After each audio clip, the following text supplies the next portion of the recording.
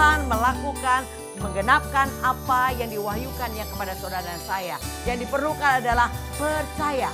Kalau saudara mau bersama Tuhan Yesus, tidak ada yang tidak bisa.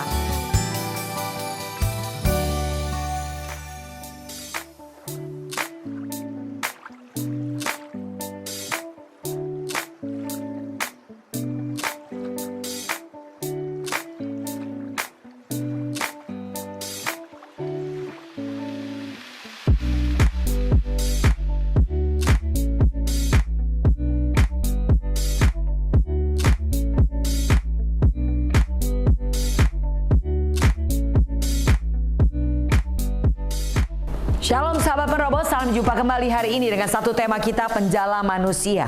Mari satukan hati, kita akan memulai dengan doa. Bapa, kami mengucap syukur untuk kembali kesempatan pada saat ini kami menerima kebenaran firman Tuhan. Mari Allah Roh Kudus sendiri yang mewahyukan hikmat pengertian untuk kami mengerti isi hati Tuhan melalui perenungan kami dengan bahan sharing pada saat ini. Berbicaralah ya Tuhan, kami siap mendengarkan dalam nama Tuhan Yesus. Haleluya, amin. Ya, puji Tuhan saudara, bacaan kita yaitu kita ambil dari Matius 4 ayat 19 sampai dengan ke-20. Yesus berkata kepada mereka, "Mari, ikutlah aku, dan kamu akan kujadikan penjala manusia." Lalu mereka pun segera meninggalkan jalannya dan mengikuti dia. Ya saudara, tujuan akhir panggilan Tuhan bagi kita semua orang percaya adalah menjadi penjala manusia. Artinya membawa manusia atau jiwa-jiwa kepada Tuhan. Semua kita dipanggil dengan tujuan demikian, melanjutkan tugas yang Tuhan berikan kepada kita semua untuk memenangkan jiwa-jiwa. Yang dikatakan Tuhan tidak mau satu orang pun binasa. Dan tugas ini diberikan kepada kita semua untuk kita melanjutkan pekerjaannya. Jadi saudara bersyukur kalau saudara hari ini sudah masuk dalam panggilan Tuhan. Yaitu untuk berbicara menjangkau jiwa-jiwa bagi Tuhan. Nah saudara, untuk kita bisa sampai ke level ini, yaitu menjadi penjala manusia, kita harus lakukan beberapa hal. Yaitu yang pertama, Matius 4 ayat 20 tadi dikatakan, lalu mereka pun segera meninggalkan jalannya dan mengikut dia. Artinya punya respon yang positif atas panggilan Tuhan. Enggak pakai alasan dulu, enggak berbantah-bantah, tapi dikatakan ketika Yesus berkata, "Mari ikutlah aku dan kamu akan kujadikan penjala manusia." Lalu mereka pun segera meninggalkan jalannya dan mengikut dia. Jadi kita punya respon yang langsung berkata, "Ya Tuhan, ini aku." Nah seperti itulah yang Tuhan mau untuk membawa saudara sampai kepada tujuan. Yaitu kita menjadi penjala manusia. Meresponi panggilan Tuhan. Jadi artinya saudara belajar taat ya. Yang kedua adalah taat untuk mengikut kemana Tuhan Yesus berada. Yohanes 12 ayat 26 dikatakan demikian. Barang siapa melayani aku, ia harus mengikut aku, dan di mana aku berada, di situ pun pelayanku akan berada. Barang siapa melayani aku, ia akan dihormati Bapa. Ya, jadi dikatakan di sini kita harus belajar taat mengikuti kemana Tuhan Yesus berada. Jadi kalau saudara kita adalah pelayan Tuhan, seharusnya kita berada di tempat Tuhan Yesus berada. Di mana Tuhan Yesus berada? Yohanes dikatakan di dalam Matius 18 ayat ke-20. Sebab di mana 2 atau 3 orang berkumpul dalam namaku, di situ aku ada di tengah-tengah mereka. Ya, jadi Yesus akan berada di mana 2-3 orang berkumpul dalam namaku, kata Tuhan. Jadi artinya Tuhan ada di dalam setiap ibadah-ibadah, di mana ada komunitas orang yang berkumpul, di mana nama Tuhan disebut, di mana ada pujian dan penyembahan kepada Tuhan, ada firman Tuhan yang dibagikan, disitulah Tuhan hadir. Jadi artinya saudara, kalau saudara mau menjadi penjala manusia, saudara harus belajar untuk melatih diri saudara beribadah. Tuhan katakan latih dirimu ibadah, sebab itu berguna dalam segala hal. Jadi masuk dalam panggilan Tuhan, mulai rajin dalam mengikuti ibadah-ibadah. Itu yang Tuhan mau, taat di mana Tuhan berada kita harus berada. Ya saudara, di mana Tuhan berada tadi dikatakan dalam komunitas, dalam persekutuan doa, di gereja lokal saudara, di dalam mesbah keluarga, ya di dalam kumpulan orang-orang yang beribadah kepada Tuhan, di situ Tuhan hadir. Jadi saudara harus hadir di tempat-tempat yang seperti itu.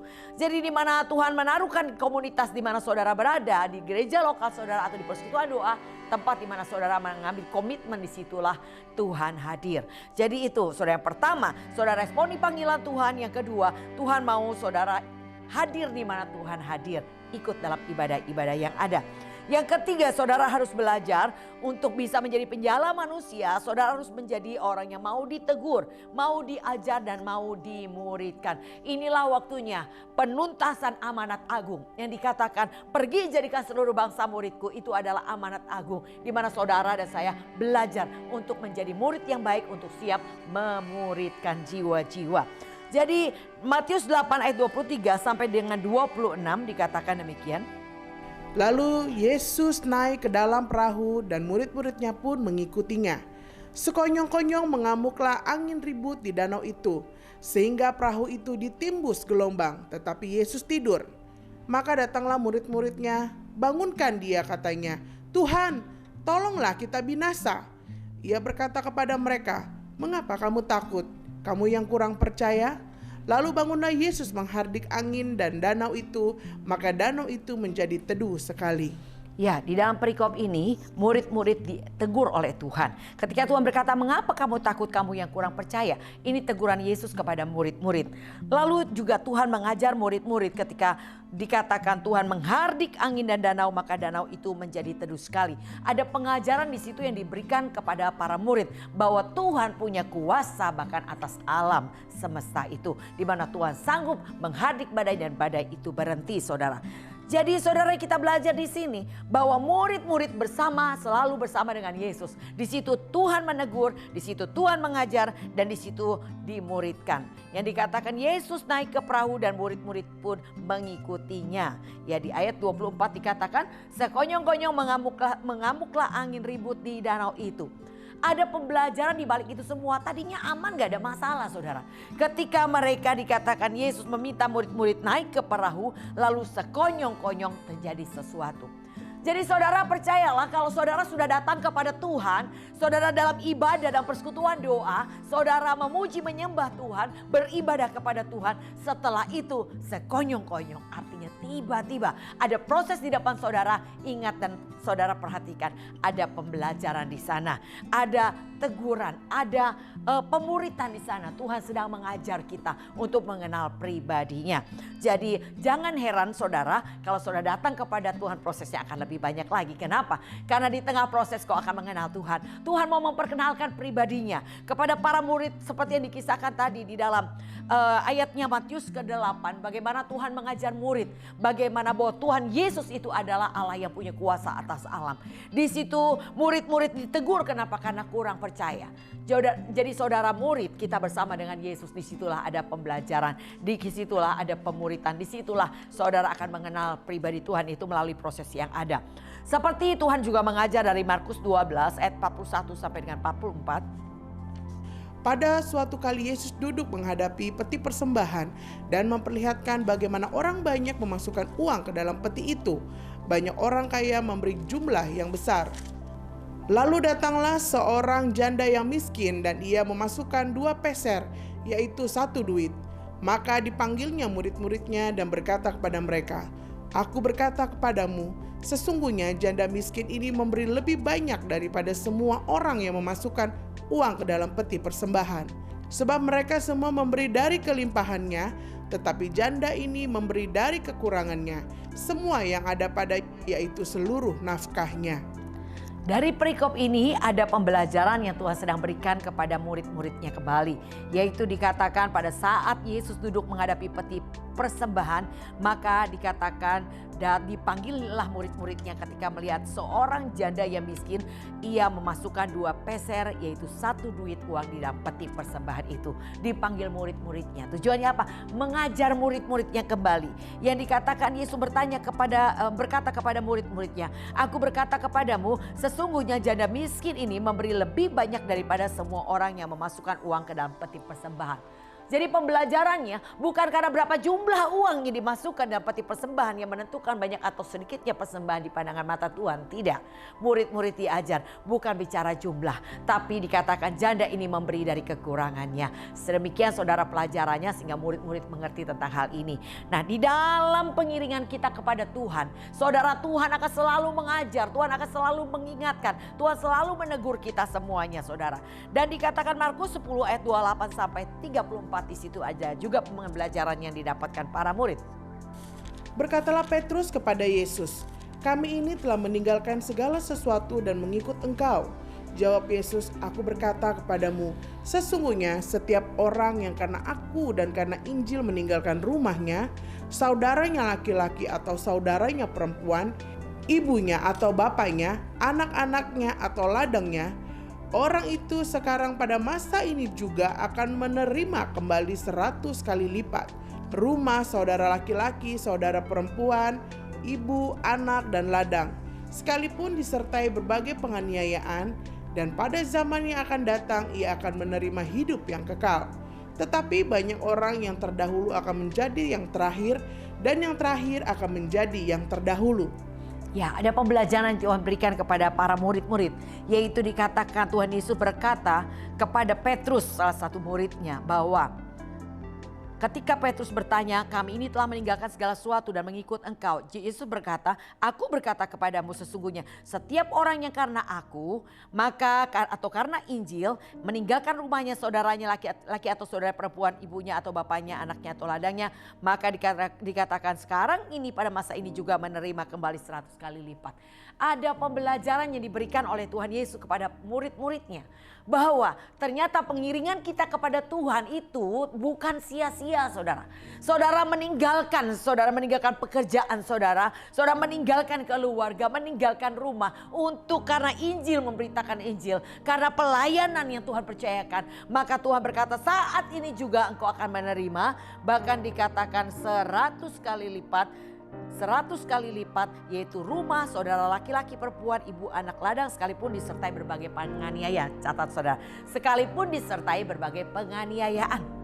Ya, mengiring Tuhan, melayani Tuhan, itulah saudara memang kita harus menghadapi itu. Karena Tuhan mau kita semakin bertumbuh di dalam Tuhan.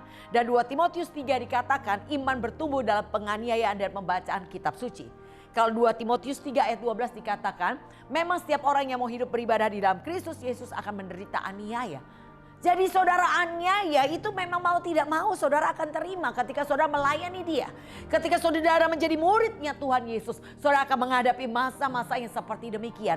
Tapi percayalah, Tuhan tidak pernah meminta saudara melakukan sesuatu atau mengalami sesuatu dengan tujuan yang sia-sia. Tapi semua yang dikatakan pada saat ini juga engkau akan memperoleh 100 kali lipat. Yaitu rumah, saudara laki-laki, saudara perempuan, ibu, anak, dan ladang. Jadi saudara, inilah saudara, murid-murid selalu diajar oleh Tuhan Yesus. Dikatakan dalam Matius 16 ayat ke-23. Maka Yesus berpaling dan berkata kepada Petrus, enyahlah iblis, engkau suatu batu sandungan bagiku, sebab engkau bukan memikirkan apa yang dipikirkan Allah, melainkan apa yang dipikirkan manusia. Petrus ditegur oleh Tuhan Yesus dengan cukup keras, yang dikatakan di sini, enyahlah iblis, engkau suatu batu sandungan bagiku. Saudara, kalau gembala saudara berkata demikian buat saudara, apa yang saudara lakukan? Apakah saudara tetap bertahan seperti Petrus untuk melayani Tuhan Yesus, atau meninggalkan pekerjaan pelayanan saudara dan saudara tidak lagi mau bersama-sama pindah gereja? Saudara, seorang murid akan tetap bertahan menjadi murid sampai dia sampai ke level yang lebih tinggi lagi. Kalau seorang murid sekolah, ketika ia ada di level SD saudara, tapi ia dimarahin guru, ngambek saudara, dan akhirnya gak melanjutkan sekolah, apakah bisa masuk ke jenjang SMP, SMA, kuliah? Gak bisa tentunya. Seorang murid yang tekun terus menyelesaikan pendidikannya dari SD masuk SMP, SMA, kuliah, S1, S2, bahkan mungkin S3. Saudara, itulah yang akan menerima kepintaran lebih lagi saudara. Saudara dan saya, kita ada di dalam sekolahnya Tuhan. Di sekolahnya Tuhan kita diajar, dimuridkan, dibentuk, diingatkan, ditegur. Nah, itulah seorang murid saudara. Yang penting adalah bertahan di tengah proses. Jangan engkau mengundurkan diri karena proses yang ada. Engkau tidak akan sampai kepada level yang dikatakan sempurnalah engkau karena Bapa di surga sempurna. Tuhan mau kita sempurna. Jadi yang terpenting adalah respon saudara ketika ditegur. Respon saudara ketika diajar. Respon saudara ketika dimuridkan. Ini yang saudara dan saya perlu perhatikan. Yaitu pertama, jangan marah atau kecewa atau kepahitan karena teguran yang saudara terima. Ya, dikatakan Mazmur 37 ayat 8 dikatakan, berhentilah marah dan tinggalkanlah panas hati itu. Jangan marah, itu hanya membawa kepada kejahatan. Ya, jangan marah, itu hanya membawa pada kejahatan. Kalau saudara sudah berdoa di pagi hari, menyerahkan hidup saudara kepada Tuhan, percayalah apapun yang terjadi dalam hidup saudara itu atas izin Tuhan dan tujuan Tuhan tidak pernah mencelakakan. Tuhan hanya punya tujuan untuk memberikan kepada saudara damai sejahtera hari depan yang penuh harapan. Jadi oleh karena itu yang diperlukan ketika Tuhan menegur, ketika Tuhan mengajar, ketika Tuhan memuridkan saudara dan saya, yang diperlukan adalah jangan marah atau kecewa atau kepahitan. Terima aja saudara prosesnya. Yang kedua saudara, yang terpenting adalah respon saudara, yaitu tidak mengurangi atau mengundurkan diri. Ibrani 10 ayat 39 dikatakan kita bukanlah orang-orang yang mengundurkan diri dan binasa, tapi orang-orang percaya yang beroleh hidup. Jadi kita adalah orang percaya yang memperoleh janji, yaitu kehidupan yang sesungguhnya saudara dalam kerajaan surga. Jadi oleh karena itu jangan mengundurkan diri. Karena jelas dikatakan di ayat 39 Ibrani 10. Orang yang mengundurkan diri binasa. Mengundurkan diri dalam hal apa? Dalam apapun yang baik yang saudara kau lakukan hari ini, mari kau lanjutkan dan selesaikan sampai garis finish. Ketekunan itulah yang akan menghasilkan buah sempurna saudara. Jangan berhenti di tengah proses yang kau alami. Hadapi setiap prosesmu dan tetap matamu tertuju kepada Tuhan. Itu yang Tuhan mau kita lakukan. Yang ketiga saudara, bagaimana respon kita? Yang terpenting adalah respon kita. Kita mau memperbaiki kesalahan yang dilakukan dengan meminta Roh Kudus agar memampukan untuk kita mempraktekkan setiap firman Tuhan. Respon Petrus bukan seperti Yudas. Yudas adalah orang yang bebal. Ia ditegur, diingatkan, tapi tetap aja dia melakukannya. Dan pada saat ia melakukan menyesal juga saudara. Tapi apa yang dilakukan oleh Yudas ketika menyesal? Maka ia bunuh diri, gantung diri saudara. Tetapi respon Petrus juga melakukan kesalahan menyangkali Yesus. Tapi respon Petrus menyesal sama seperti Yudas. Tapi Petrus gak bunuh diri. Petrus bangkit dan berkata dia akan melayani lebih sungguh-sungguh lagi. Sehingga kita tahu pelayanannya Petrus bagaimana bayangannya bisa menyembuhkan orang sakit saudara. Tapi Yudas mati saudara dan binasa. Ia mengambil keputusan yang salah.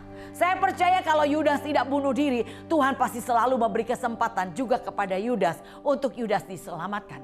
Tapi Yudas yang memutus proses itu adalah orang-orang saudara yang ketika salah ditegur ngambek, marah, akhirnya meninggalkan pelayanan dan pindah gereja. Itu adalah orang-orang yang punya respon seperti Yudas. Menjauh daripada Tuhan itu sama aja bunuh diri saudara.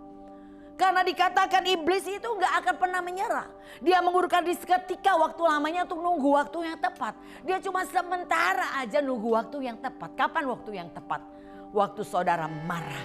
Saudara sedang memberi kesempatan kepada iblis. Jadi maka dikatakan bahwa kalau engkau apabila menjadi marah, biarlah marahmu jangan sampai matahari terbenam. Jadi harus dibereskan dengan segera saudara. Sebab dikatakan di bawahnya jangan memberi kesempatan kepada iblis. Jadi marah yang saudara biarkan terus tanpa saudara bereskan, itu akan membawa saudara kepada akar pahit. Mengurangi atau menjauhkan diri dari kasih karunia. Dan orang yang menjauhkan diri dari kasih karunia akan timbul akar pahit. Orang yang kepahitan dia akan menimbulkan kekacauan dan mencemarkan orang banyak, dikatakan demikian.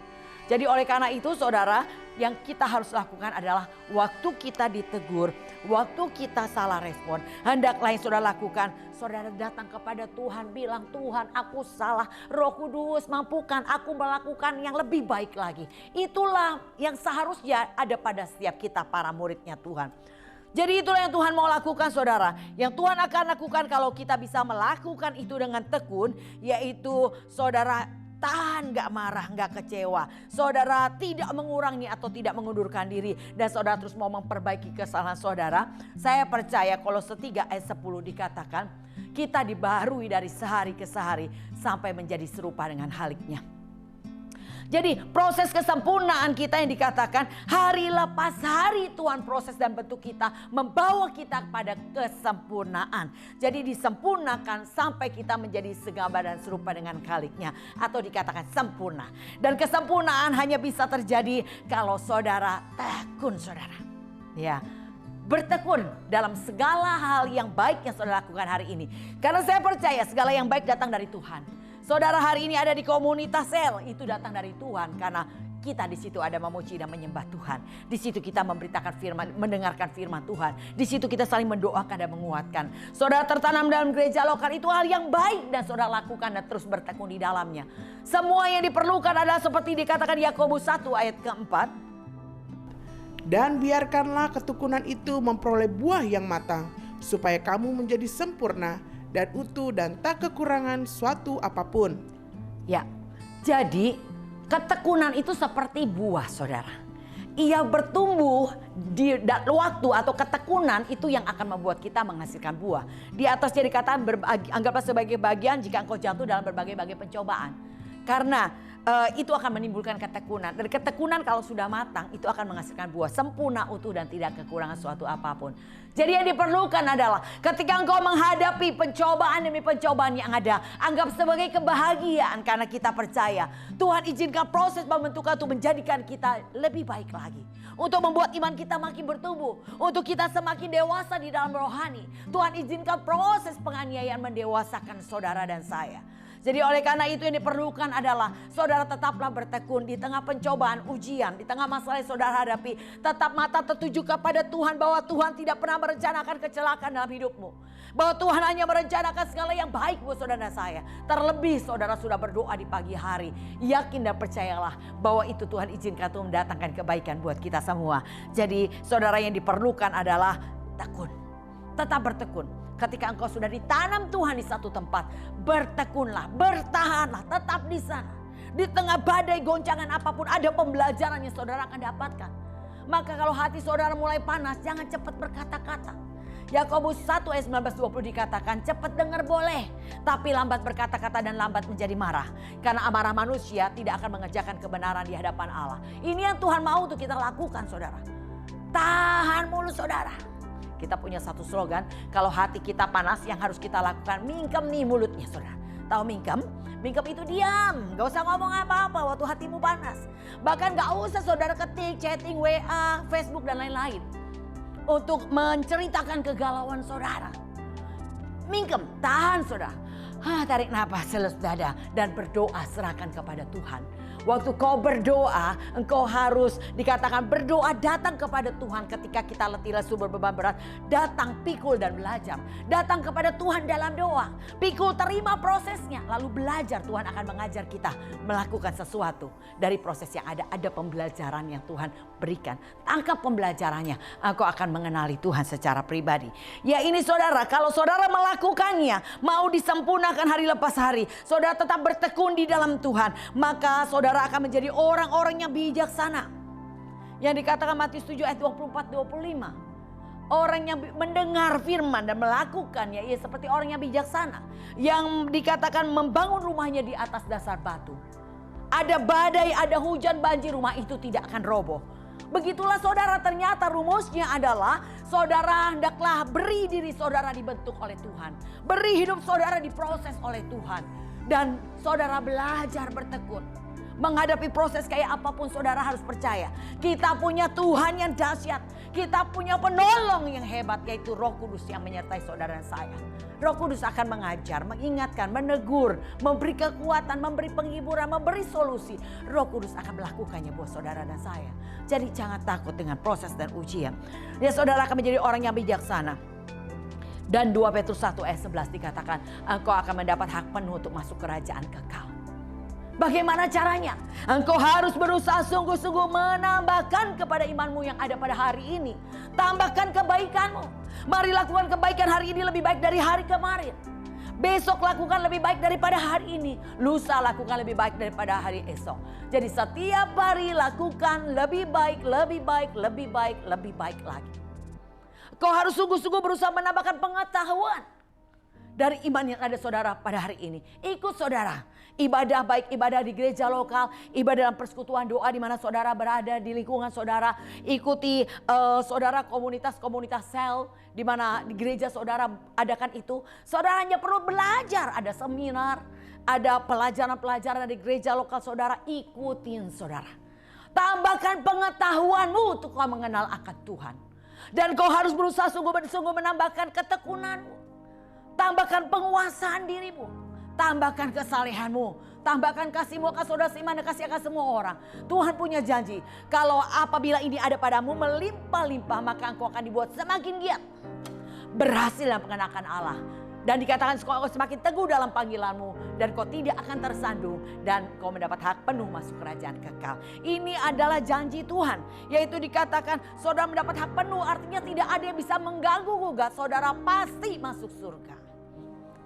Amin. Saudara mau berusaha sungguh-sungguh menambahkan.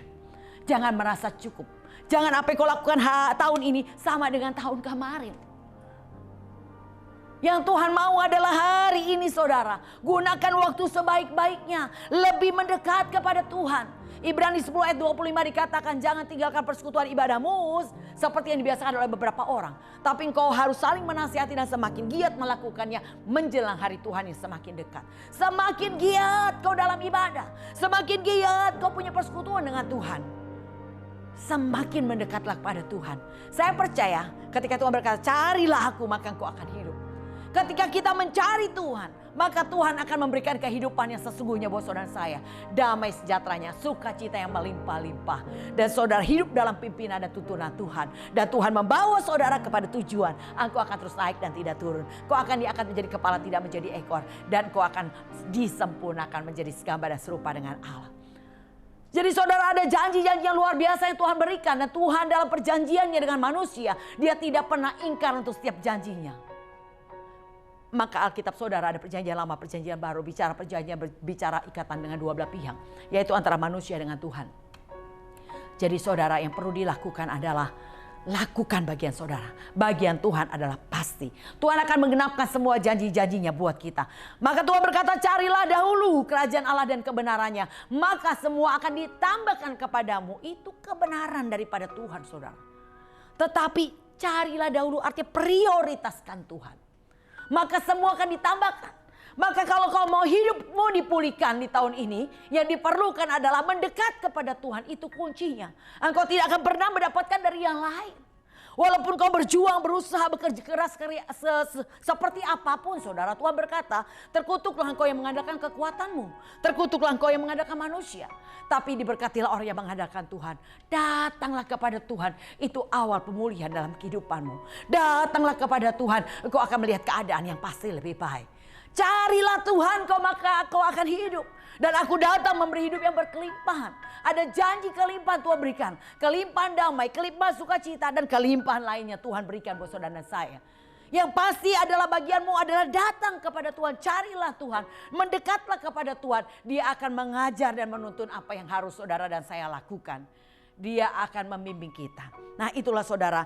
Maka hidup kita akan sepadan dengan Injil. Kita akan disempurnakan. Kita akan menjadi suratan yang terbuka bagi orang yang melihatnya. Dan saudara akan menjadi teladan.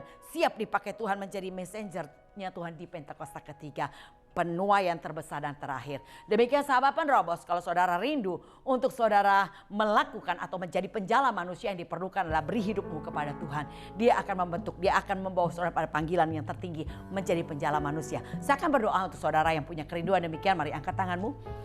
Bapak saat ini hamba berdoa bagi sahabat penerobos yang kau lihat hati mereka, kerinduan mereka untuk Tuhan pakai di penghujung akhir zaman ini menjadi penjala manusia. Mari saat ini bangkitkan rohmu atas mereka dalam nama Tuhan Yesus. Biarlah hari ini mereka mengambil keputusan untuk mendekat kepada Tuhan. Mengambil keputusan untuk mencari Tuhan. Dan mereka akan melihat bagaimana Tuhan menuntun, mengajar, membimbing dan menyempurnakan hidup mereka. Terima kasih untuk kuasa-Mu. Terima kasih untuk pengurapan-Mu. Terpuji nama Tuhan. Kami kembalikan hormat kemuliaan hanya dalam nama Tuhan Yesus. Haleluya.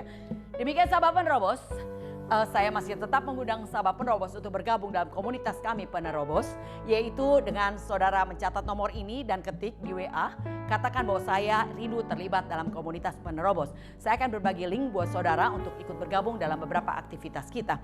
Ada doa pagi Senin sampai dengan Sabtu pukul 5 pagi, ada pemuritan setiap hari Selasa dan Kamis pukul 7 malam. Silakan saudara bergabung. Untuk saudara yang berumur 25 sampai 40 tahun, silakan saudara juga mencatat nomor ini. Ya, dan saudara katakan saudara rindu untuk bergabung dalam komunitas generasi Yeremia. Biarlah saudara saya menjadi anak-anak muda yang takut akan Tuhan, yang berani menyuarakan kebenaran dan cinta mati-matian kepada Tuhan. Tuhan Yesus memberkati. Salam GOB.